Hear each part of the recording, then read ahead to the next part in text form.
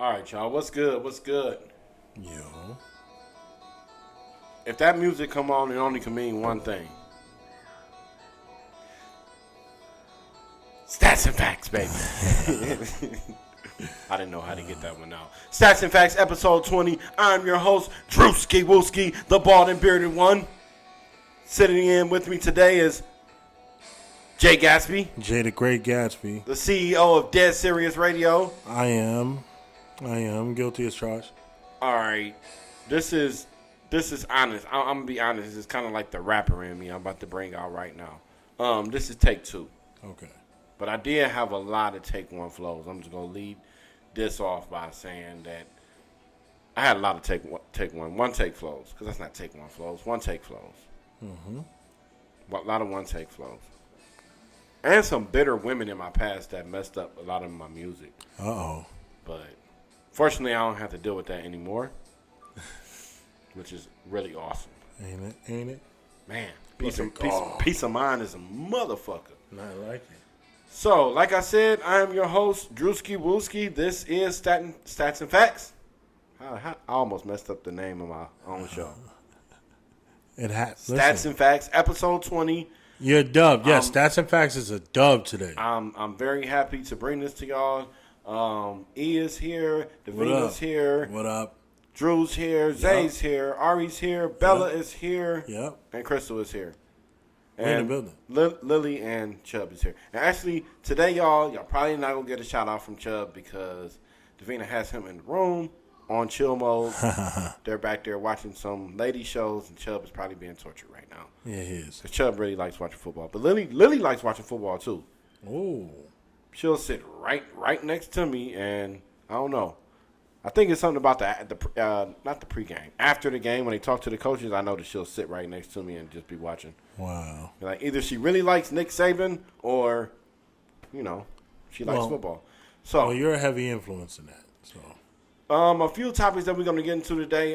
Pretenders and contenders. Yeah, who's pretending? We're going to talk about Brady and Belichick. Just why is this one of the biggest regular season games that we probably seen in the last 15 years? Because it's going to answer. Well, we'll get into that. We'll get into it.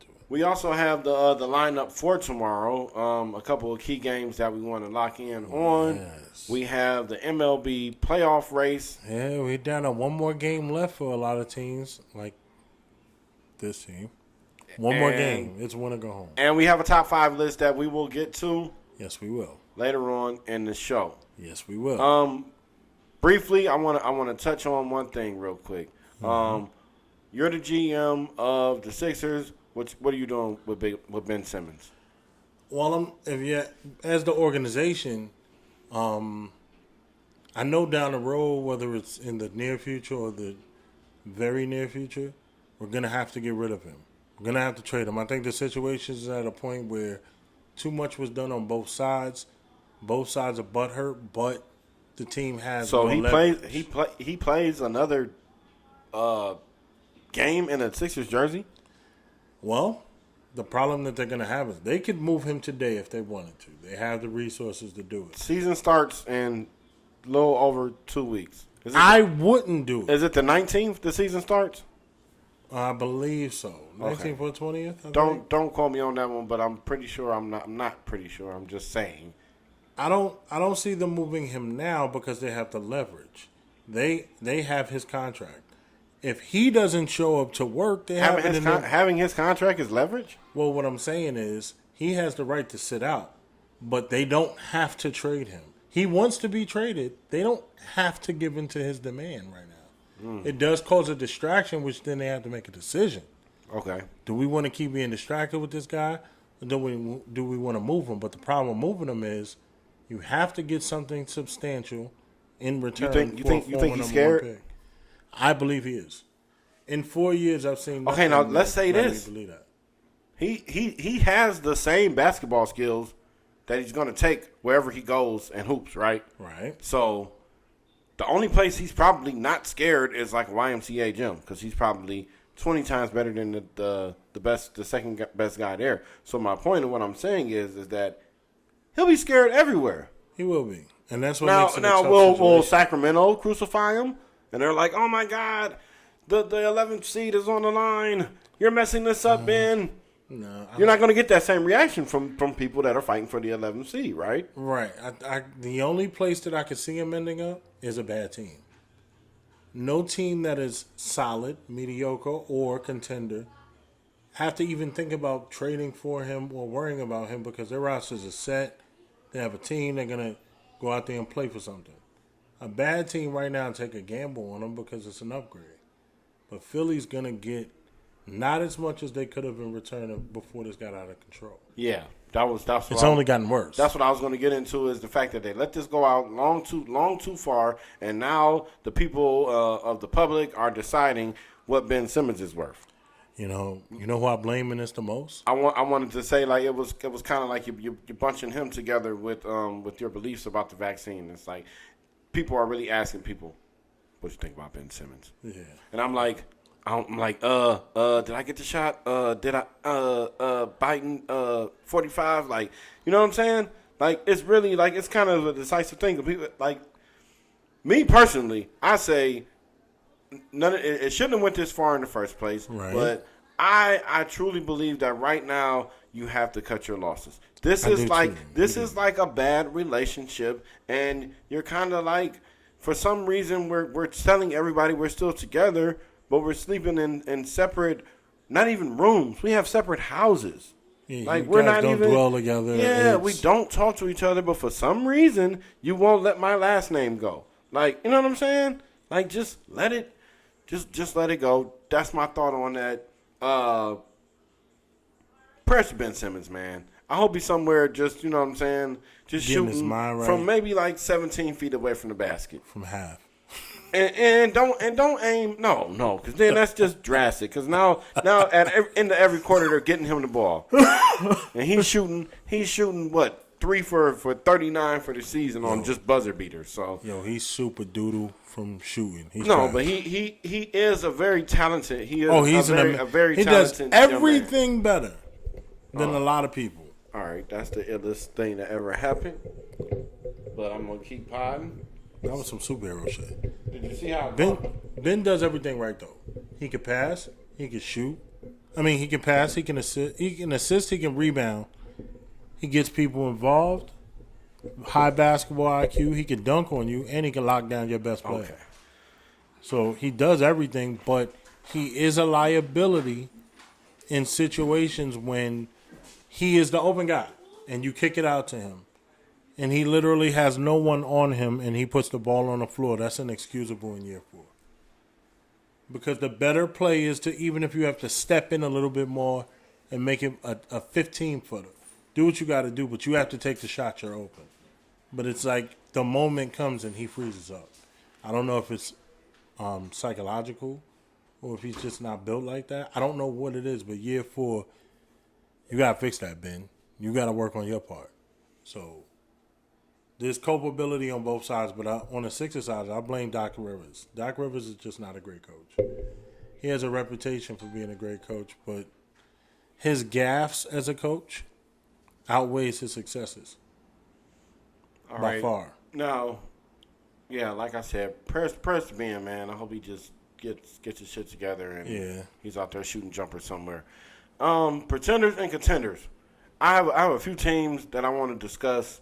And just kind of decide whether they are going to be there in the end. Now, one thing I do want to add in is that this is 17 games this year. And they're like, okay, we had 16 last year. That extra week is going to be so crucial. It makes winning more crucial in the regular season. What I'm going to do is, at week 16, when this is all over, and it was like the end of what we knew to be a regular season, right. I'm just going to look at that 7th playoff team and just kind of pray for them, because normally you'll be in. Yeah. And it's like, we got to do this again. I got the Chiefs week 17. This is the first time that we see where it matters that late for every game, because there's all playoff implications on the line in that last week. Yeah, I'm thinking about week 17 right now. So that's just where I'm at as a fan, saying, boy, I hope my team is in a position where they have things kind of locked up, not early, but like week 14. Give yourself some cushion. Week 14, I want to know for sure that we're going to the Playoffs, right. Okay. So, a team we can start with is the Carolina Panthers. They're undefeated, correct? Yes, they are undefeated. They've beaten some really bad teams. Yeah, I look at that. But they look different. Now, McCaffrey's hurt. McCaffrey's hurt. So this kind of is Darnold, on the timeline of how the Panthers kind of operate, where we're not normally writing the Panthers off until normally later in the season, weeks 13 or 14. Right. And the health of Christian McCaffrey, as always, or at least for the last two seasons, has been a question. Yeah, we don't know where he stands as of now, or I don't think that there's a timeline. I know he's not playing this week, right? Yeah, he is not. He is not in action this week. Right. They are playing the Cowboys this week. Oh, speaking of Cowboys, speaking of the Cowboys, the Cowboys are going to win that division. I'm starting to see that now. I think it's trending towards that way. They look really good. I don't know. I have to admit it. They look good. I don't know if that was you I was having a conversation with. I was talking to somebody and letting them know that, hey, 5-1 is what it's going to be from. I think I was talking to E.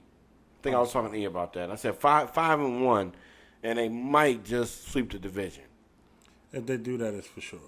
Then they're going. Well, yeah, you get 6 wins there, and I think they already got 1 win outside of the division already when they beat L.A. At beautiful SoFi Stadium, which I'll be visiting next Sunday. In a division like the NFC East, they beat up on each other a lot. So for them to jump out with 2 division wins this early, a quarter of the way through as of tomorrow, that's pretty huge. And it'll go a long way moving forward in that division for them. I guess. So how do you feel about so they'll be there? In playoffs? In the playoffs makes you a contender. I guess because at that point you're a contender. Everybody's got the same odds at that point. Like if you don't come to play, go home, right? So right. I do think they make the playoffs this year. If you're asking me, do they make a solid run in the playoffs? I don't see that happening. I guess I think we're going to learn more about their defense in the upcoming weeks, and that's going to kind of answer that question for us. Another team that I wanted to get to that was kind of up there that was unexpectedly, and this is due probably to that win last week, and they also won on just this past Thursday night. The Cincinnati Bengals are 3-1. Wow. And you know what's scary? Dare I say impressive 3-1? 3-1? Well, 3-0? Like the thing for me was the victory over the Pittsburgh Steelers. Yeah, that was in huge. Pittsburgh. That's huge because as that game was going on, you even said it.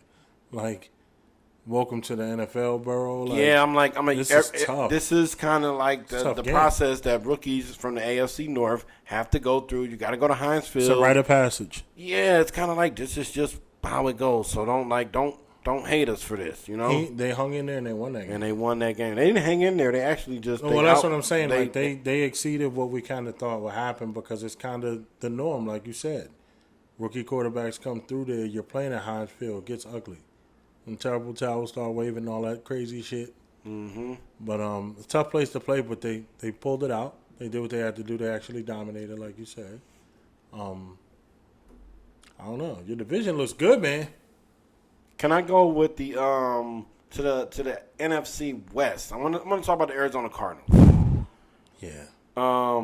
Has Cliff Kingsbury figured out how to use Kyler Murray like effectively and just barely keep him alive? Because I'm telling you, some of these throws he's making, he's throwing them from his hip, and the fact that he's that small is it just makes it that much harder on the defense. But he's slinging, and it's like, woo! I'm getting this off. Like he's dynamic. That's the word I would use for him. He's must see TV too.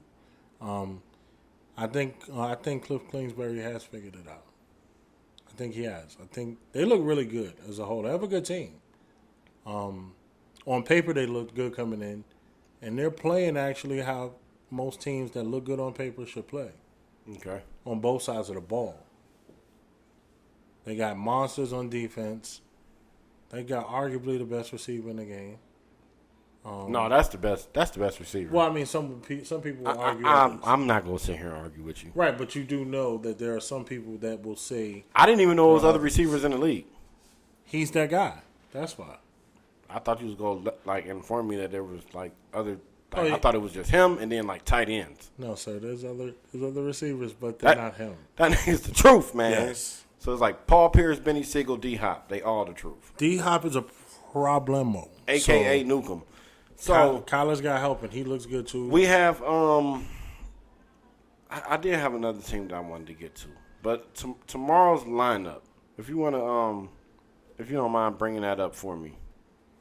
Tomorrow's lineup is Because right now I don't have. so we got Giants at the Saints. We got Chiefs at the Eagles.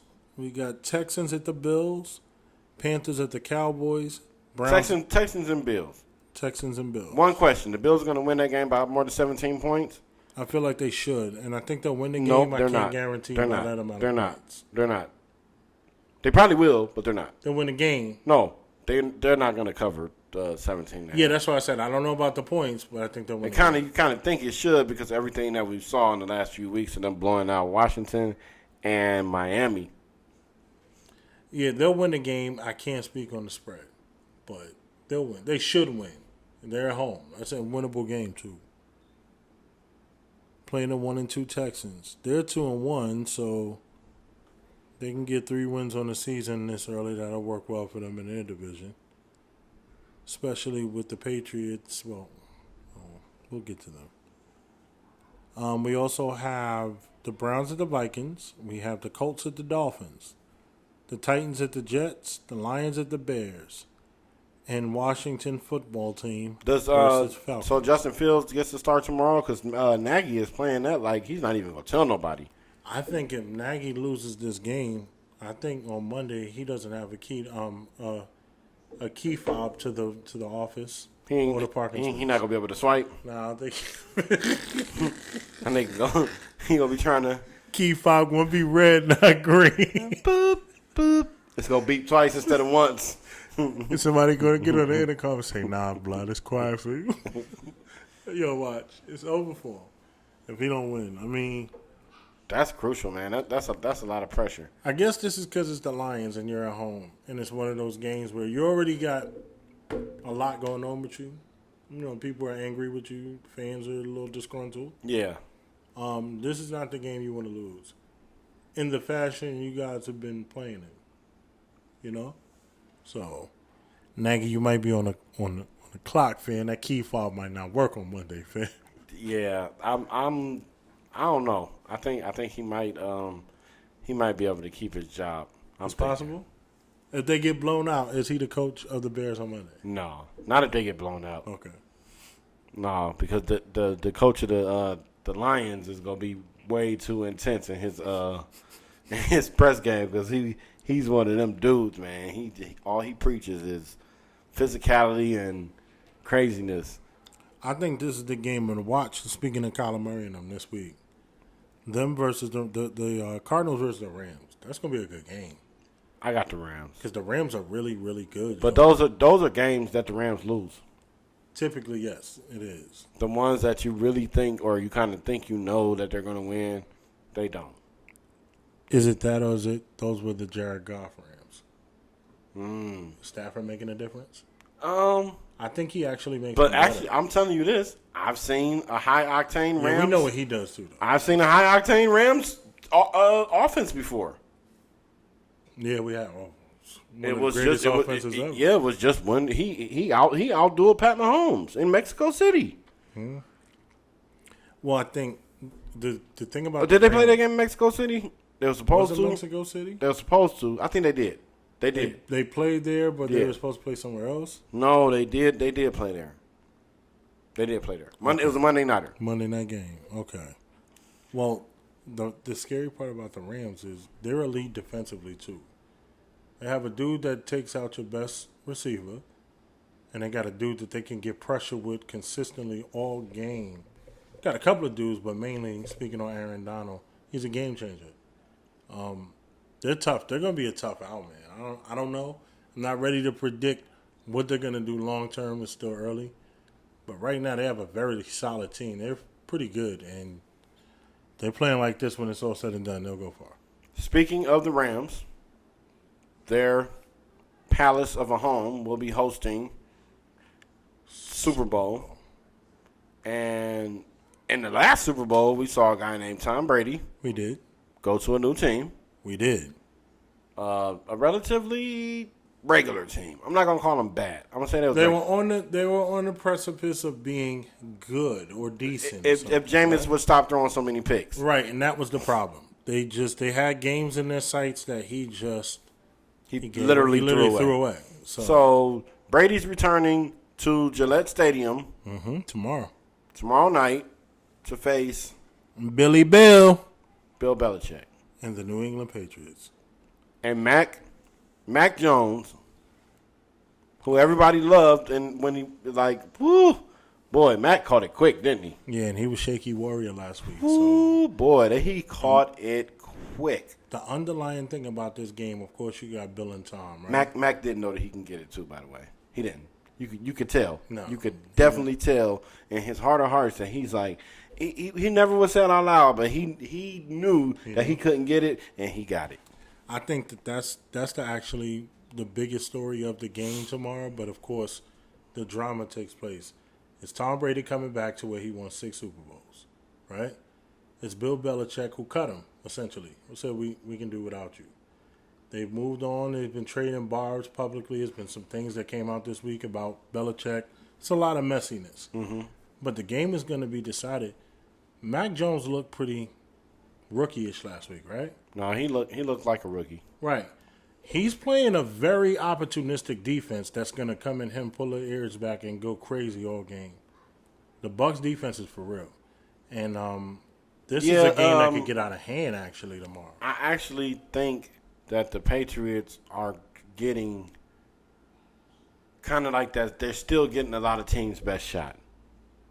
I can agree with that. Even the fact that they came from a 7-9 record last season. Right. Teams see the uniform, the helmet. They can't take them lightly because they know Bill. No. What they can't take is all of the abuse that Tom Brady did to the AFC for 20 years. They can't erase that. Yeah. So it's like it's the Patriots. And they used to be 6'5", 240, and I couldn't box with them. But now they 5'3", 120. Oh yeah, let's get it popping.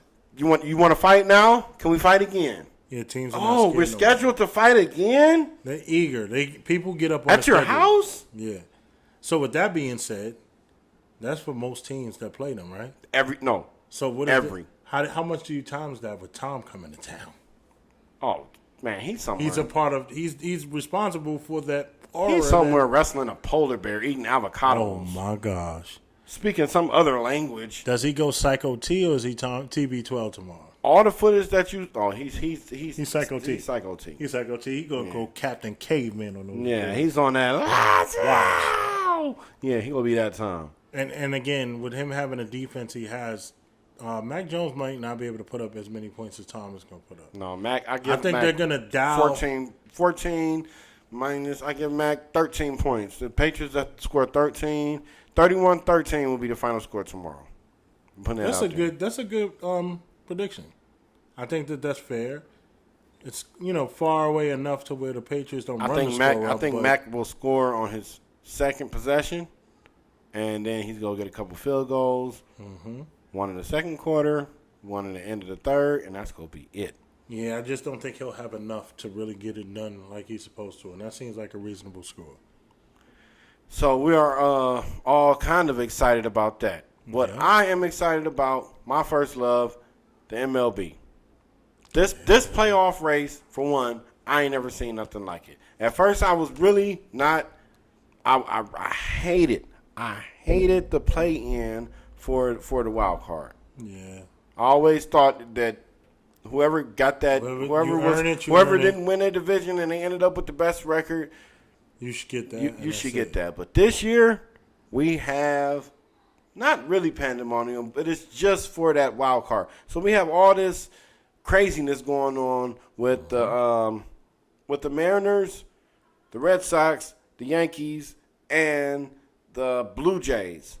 They're all within a game and a half of each other. The Red Sox are. The Red Sox are leading right now. They're behind us one game. I don't know what the score is currently of the game, but in the standings, we have them up one. We lost today, so they could be tied for the wild card if they win today. Yeah, it's been one game to go. It's been one crazy. Playoffs start Tuesday, right? The playoffs do. They start Tuesday. Okay. And as of right now, in the wild card standings, the Yankees have the first spot. The Red Sox have the second spot. If the Bronx Bombers don't get it done tomorrow, season's a failure. Pissed off. Fireball. Wow. Yeah, this is all going to come down to tomorrow. It is. I don't know. I've been watching pretty closely, and I couldn't figure out who's setting up their pitching staff or who did their due diligence on Thursday and Friday to say, no, we're not going to pitch him that day. Save him for Sunday. I think they had worst case scenario in mind. Because I saw Garrett. So if you're fighting for your life, you need one game. I've been seeing Garrett Cole get tossed around. Yeah, he's got beat up a little bit. So a little bit. Teams kind of know that they can get to him. He can be touched. He was looking like Mr. Invincible at certain points of the season.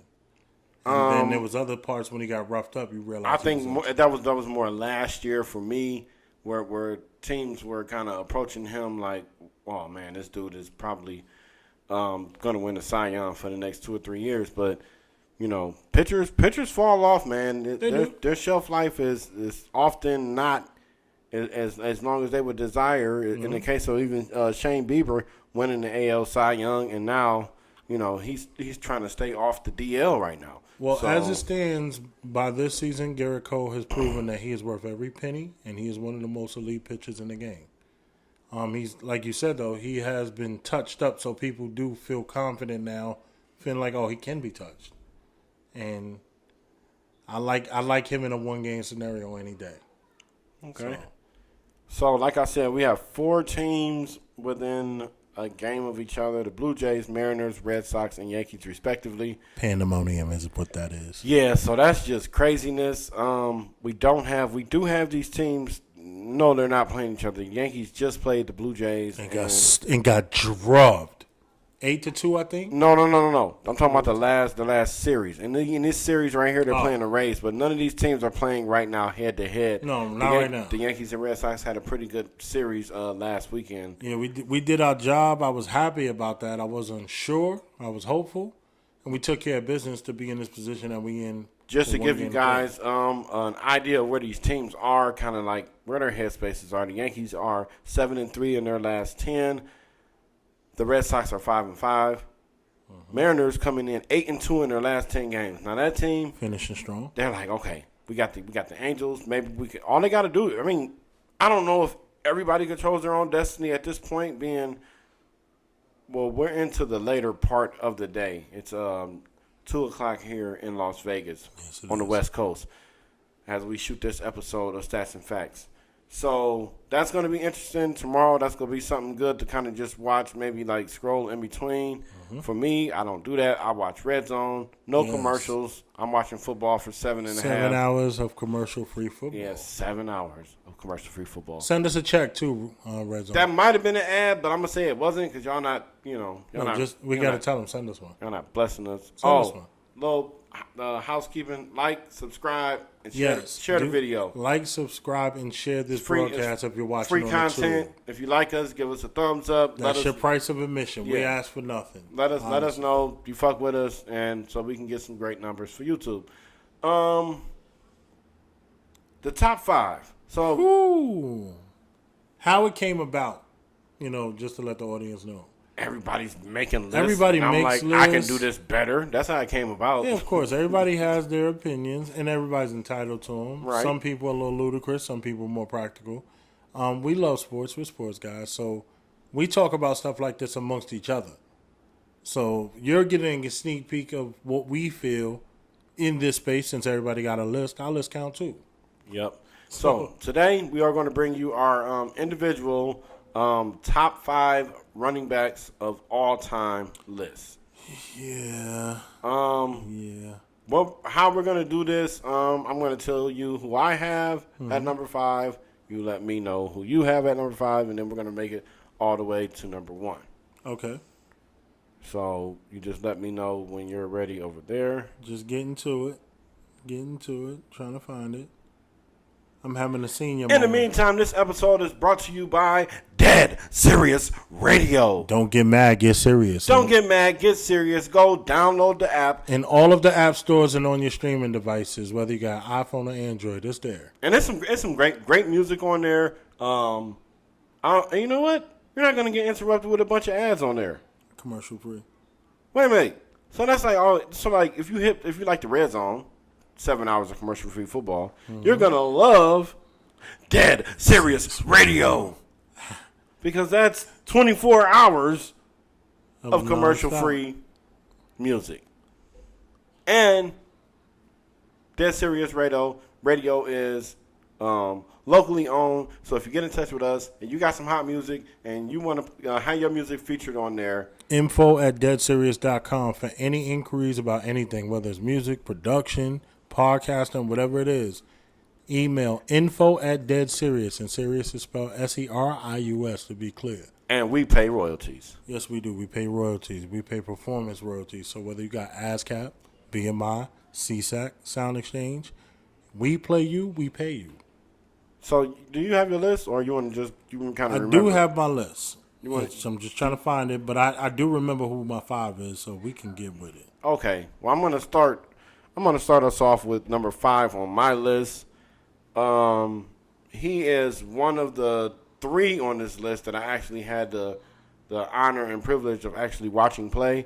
None other than LaDainian Tomlinson. Ooh, good pick. I was really, really like torn on this one, where I was like, because I like the bruising backs, just like Mike Allstott, guys, just between the tackles, Jerome Bettis, those were some of the guys that I more lean towards. Okay. And even in as a real youngin, I believe he was already done, but even Earl Campbell, just running people over. It was something about that got with me. But LT, all those touchdowns that young man was scoring, he was scoring touchdowns at an unbelievable clip. He was on a team that just kind of, well, obviously they ran into Brady and Peyton Manning. Not much he could have did with that. Yeah, so they were kind of like, you were like third fiddle. Yeah, they were always in a conversation of potentially being. Oh, every year going into the year, everyone would say, "Oh man, this Chargers team. This might be the one that they can get it done if they can put it together." I mean, it just never manifested. How could you not win? You be home before every home game. The fucking governor gets out there and says, "Go Chargers!" Like that's the Terminator. Come on, man. Yo, you nailed him too. Pause. No, I'm just saying. That's just, that would fire me up. Like, you know what I'm saying? He out there and faithfully before every game. Tell him what Arnold went through to get to that game. Sheesh, man. People don't ever think about that. Like, what did he go through to get there? Yeah, he's a goddamn governor. That was a great pick, though. LT, great pick. Talk to me, man. Talk heavy. Give me number 5 for you. My number 5, some people will feel like he should be higher up on the list. They can go do whatever they want to do with that. Emmitt Smith. I was allowed to watch him. One of the last times that the Cowboys were actually really, truly relevant as far as contention was then, fresh out of high school. He was the benefit, honestly, of having one of the best lines ever created in football. And he produced on his end having that. Mm-hmm. Arguably the best north-south runner I've seen. He's not going to get between the tackles and dance and create extra stuff. He's straightforward, boom, straight through the hole and pause and touchdown. Consistency, rushing. Yeah. He's there. I seen it. I don't like the Cowboys personally, but I have to give credit where credit is due. He's a top 5 running back. He is. He's a great running back, as we'll find out later. Number 4 for me. It's one word. Sweetness. I did not have the privilege of watching him play, but he was one of the few players where I'm watching these NFL films clips, which was actually one of my favorite and still one of my favorite things to watch. Just that in-depth, that behind-the-scenes, that raw feeling of that football field and that experience. And what I always saw from Sweetness, no matter what, was a goddamn smile. That's true. And you know what that meant to me? He's having fun.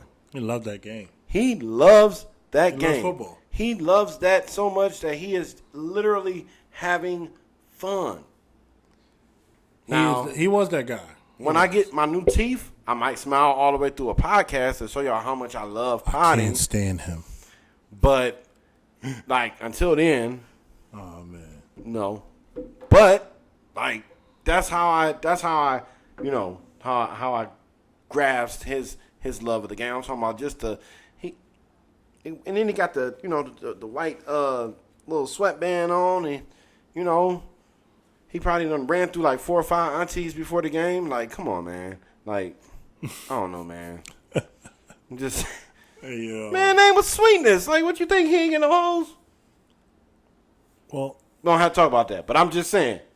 I'm learning how to behave myself. I did good just now. I just want to say. I told you, I told you, man. I told you. All right. Well, If it's a hill, I'm gonna die on it. I mean, so shit. Sweetness is your 4, right? Yeah, and Sweetness, they named him that because he got hoes. Well, listen. I'm down that hill. Number 4. Sweetness is on my list, but right now we're talking number 4. I wasn't allowed to see this man play, but I'm lending everything I've researched on top of what people that saw him told me, and I'm putting him in number 4, and that's Gale Sayers. I was gonna put Gale at number 4 as well. That's who I have. Now, again, I wasn't allowed to see him play, but there is YouTube and there's footage, NFL films, like you said. Him running alone. He was Reggie Bush before Reggie Bush. We were actually speaking off camera about Reggie Bush today, but Gale Sayers did things with a football at the running back position that he was a magician. Reliable, just something special to watch. Now, from what I was told by people like my dad was to see it and not hear about it, but of course to see it was something special. Like he couldn't put it into words. And a lot of the OGs that informed me about what they saw said the same thing. It was something to watch. Yeah, and they said like Something the special. way that he ran, Yes. he more like glided and galloped. Yeah, and then when I guess seeing old footage, And you get he it. was, wait a minute, because we do have a few running backs that did return punts, but I want to say he has the most punt returns, kick returns for a player out of the backfield. That may be accurate. I'm not sure, so I can't confirm it. But If that I believe is, that that's I've heard that. that's the craziest stat I just pulled out of my ass ever. Because I'm just thinking, I don't know too many people that was coming out of the backfield and returning punts. Devin Hester, he was a wide receiver. Yeah. I got one. My favorite player ever, Eric Metcalf. Oh, we had to take Metcalf got 7. If we can just find out how many. No, don't look it up. Don't look it up. We'll get it on the next episode. We'll get it on the next episode. Good job. So maybe even somebody can drop it in the comments for us. Yeah, do that. Like, let us know Help us out. how many punt returns, kick returns did Gale Sayers have for his career. So he's number 4 for you. Number 3 for me. Probably the reason that a lot of people even respected the Cleveland Browns, even in the 80s. And I'm talking about none other than Jim Brown. Talk your shit. Jim Brown, he made me understand about football. And mind you, I'm born in 1982. I didn't get to see Jim Brown play. But I knew that every single Browns game at Cleveland Municipal Stadium, right next to Art Modell, rest in peace to Art, Jim Brown. He was what I call a staple. Now, if you noticed a few things about a few of my players here that I've chosen on my list, respectively at 3 and 4, consistent action that I'm looking for from them. What I saw from Sweetness was a smile. And what I saw from Jim Brown was he just ran niggas over. That's it. And he was better than niggas. One job. He was better than niggas. Yeah. He was better. He was supreme. There's not anybody in the league right now at any position that is that far ahead of the second best. And I can say this even about Pat Mahomes. And even if Pat Mahomes would have had one of his regular Septembers, which he's fallen off now because 32 touchdowns, 0 interceptions, 15-0 coming in September coming into this season for Pat Mahomes. Okay? And then he's showing us that he's human. So the only Martians that I really know are Lil Wayne and Marvin. So there you go. So so Jim Brown, he made it fun to be a Browns fan. There was good history to go back and look at and say, oh, I'm not too ashamed to be a Cleveland Browns fan because actually we have this, we have that, and we got this dude from Syracuse University who just pretty much dominated the league, and he didn't even do his whole bid, so to speak. Like if he would have given him another 3 years, he probably would have had at least 15 or 16,000 career rushing yards, which will put him right up there with some of the leaders. Who do you have at number 3, my man? Number 3, I have one of the guys that you had. I believe in number 4, I got Sweetness. Okay. I got to see him play as a kid. I remember the 85 Bears clearly. And just doing a lot more research after the fact because I was a kid in his career. Actually, he won accolades when the year I was born. Just to give you context, I do believe his last year was in 86. So about 83, 84 is my memories of seeing him play when I happened to see. And he was the real deal from what I remember as a kid. He was part of my childhood. Yeah. He was the real deal. But, I mean, what hasn't he done on the field? He elusive, powerful, very smart, high football IQ at that position too. Used as a dual threat at times. I mean, he did it all. That's why he's in my top 3. I don't know what more I can say about him. You can't actually, he's the Man of the Year award. So, I mean, that sums it up. Like you said, that smile, it's everything. He embodied stardom in football early. Well, speaking of Sweetness is about to get passed by Frank Gore.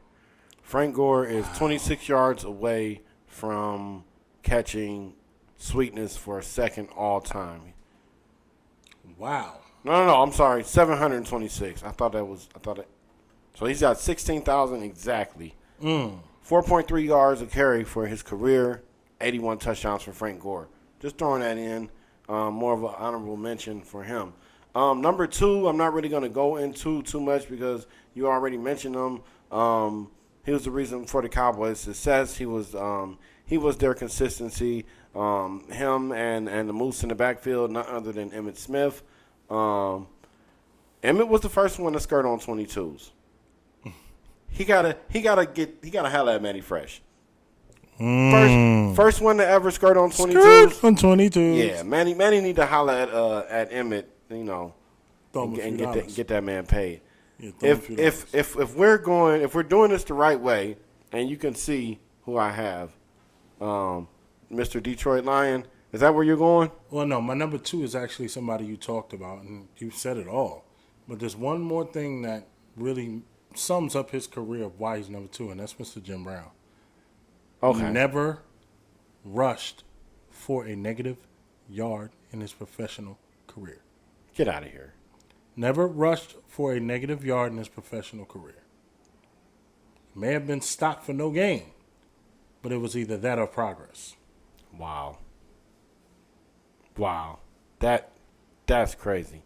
Since I already talked about him, and we kind of all know about him, it's time for GOAT Talk. It sounds like it's a debate. For GOAT Talk? Number 1 is number 1, right? Number 1 is number 1. Okay. Number 1 is number 1, right? Number 1 is him. Him. The dude that just can run around in circles in the backfield. If Emmett needs a check for skirt on 22s, this guy is the move that made the sound skirt. Is this the same guy? Are we talking about the same guy? No line? No line? No line. No quarterback? Magician! Yeah, what do you got? Scott Mitchell? Oh, my God. Yeah, Scott Mitchell? Scott Mitchell and the Pontiac Silverdome. And the Pontiac Silverdome. Folks, the greatest running back ever. He does all this stuff if you put the sliders up in Madden. The spin move. Can you tell the people who the greatest running back in I said in Barry Sanders history? Look at that. There it goes. The greatest running back in Barry Sanders history is Barry Sanders. I just call him Barry. Barry? He's one word. Barry. It's Barry. Barry. Like, is there a debate? There's Anybody no debate. that's watching, are you telling me? I don't even want to tell them. I don't even want to tell them why I can say think. this. If anyone disagrees that Barry's number one, they wasn't alive or they wasn't outside. They were shitting on themselves. They ain't see him. Oh. They had to be. Because if you saw Barry Sanders play. No. They used to shit on themselves and laugh. Barry's crazy. Everybody that plays street football used to try to copy his moves. It's no debate. It's no debate. None. It's none at all. So thank you everybody for sitting through our wonderful list that we just ran through. We know everybody's out there always running their list. Yeah, we got more lists too.